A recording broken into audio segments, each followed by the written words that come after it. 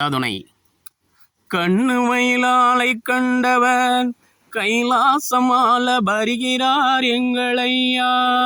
சிவ சிவ சிவ சிவாரகரா.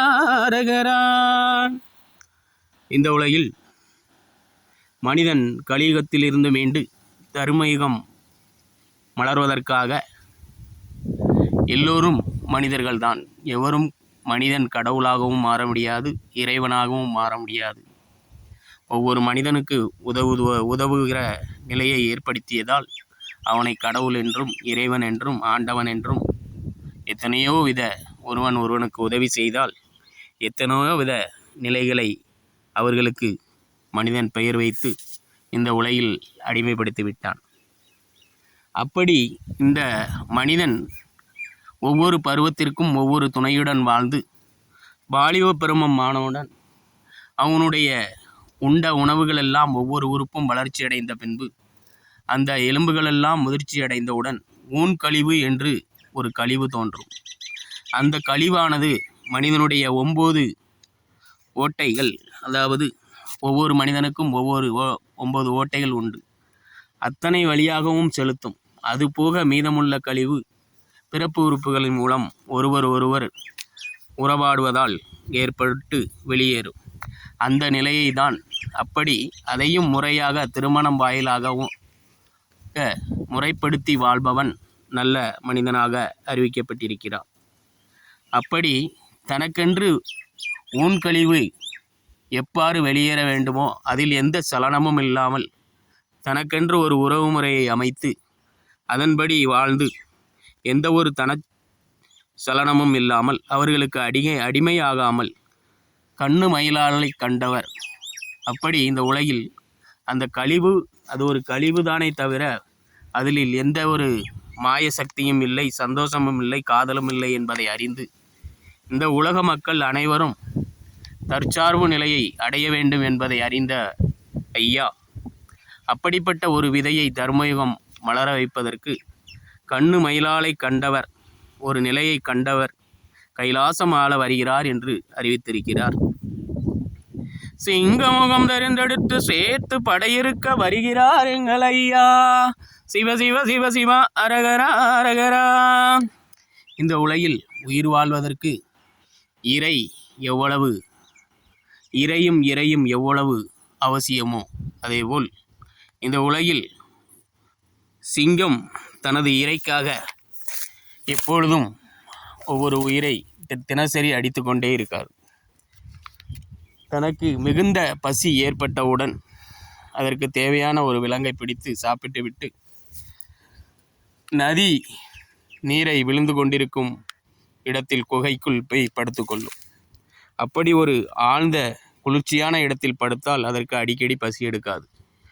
அப்படிப்பட்ட தலைமை குணம் கொண்ட குணம், உணவுக்காகவும் அடுத்தவரை அடிக்கடி தொந்தரவு செய்யாத குணம், தன்னால் தினசரி யாருக்கும் இடையூறு வரக்கூடாது, அப்படி என்று ஒரு நல்ல ஒரு நிலையை விலங்கினிருந்து கற்றுக்கொண்ட ஒரு மனிதனை உருவாக்க வேண்டும் என்றும்,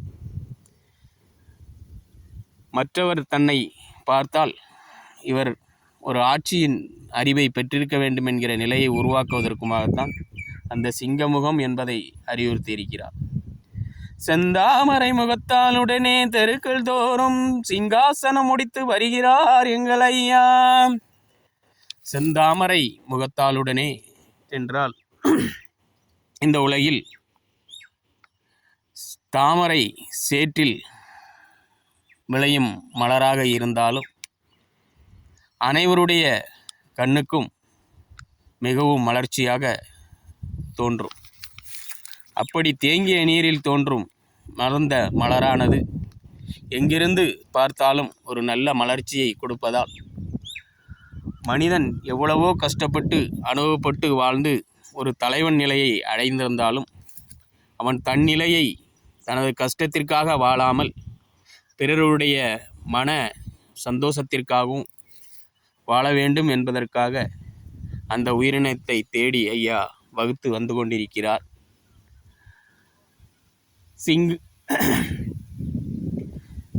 கம்புத்தடியதை கையில் கொடுத்து கருடனை விடுவதும் எங்கள் ஐயா, வம்பு கலியுக மதத்தை ஒடுக்கி வாகனம் இடுவதும் எங்கள் ஐயா, கும்ப கொடுமதில் பால் கொண்டு வந்து குடிக்கச் சொல்வதும் எங்கள் ஐயா, சொம்பர் கபரி வீச சீமை அசைக்க அரசால வருவதும் எங்கள் ஐயா. சிவ சிவ சிவ சிவாரகரா ரகரா. இந்த உலகில் கடவுள் பெயரில் எத்தனையோ விழாக்கள் நடக்கின்றன. அந்த விழாக்களிலெல்லாம் ஒவ்வொரு விதமான சப்பர ஊர்வலங்களும், பார்க்குடம், தீச்சட்டி, முளைப்பாரி, இப்படி ஒவ்வொரு மதத்திற்கும் ஒவ்வொரு மதமும் மிகுந்த ஆடம்பரம் உள்ள நிகழ்ச்சிகளை வைத்து மக்களின் மனதை மாற்றுவதற்காகவும் மக்கள் ஒரு மகிழ்ச்சியை ஒருநிலைப்படுத்துவதற்காகவும் இப்படி விழாக்களை வைக்கிறேன் என்று இந்த உலகில் எத்தனையோ விதமான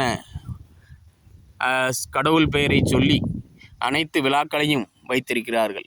அந்த நிலையெல்லாம் ஐயா அவர்கள் மனம் போலே விட்டு கருணை அவர்கள் மனம் போலே விட்டு அவர்கள் அந்த நிலையை அறிந்து இதில் ஒன்றும் இல்லை, இதனால் கடவுளுக்கும் கோயிலுக்கும் எந்த தன்மையும் கிடையாது என்பதை அறிய வேண்டுமெதற்காகத்தான் வம்பு கலியுக மதத்தை ஒடுக்க, அதாவது இப்படி இந்த நிகழ்ச்சிகள் மூலம் ஒவ்வொரு பிரச்சனைகளாக தோன்றும். நான் பெரியவன், நீ பெரியவன், எனக்கு முதல் மரியாதை, உனக்கு முதல் மரியாதை, இப்படி வம்பு கலியுக மதத்தை ஒடுக்கி வாகனம் எடுத்து அப்படி ஒவ்வொருவரும் அனைவரும் நிலையை அறிந்து திருந்தி அப்படி வரும்போது இந்த கும்பகுடம்தான் உலகத்தில் நிறைந்தது. அந்த கும்பகுடம் என்றால் நீரும் காற்றும், அதில் தோன்றும் சக்தியானது மனிதனுக்கு மிகவும் முக்கியம் என்பதை அறிந்து மனிதன் ஒரு நிலைப்பட வேண்டும் என்பதற்காகத்தான் இப்படிப்பட்ட விழாக்களை எல்லாம் வைத்து ஐயா மனிதன் போலியான நிலைகளை அழித்து தர்மயுகத்தை மலர உருவாக்கியிருக்கிறார் ஐயா உண்டு.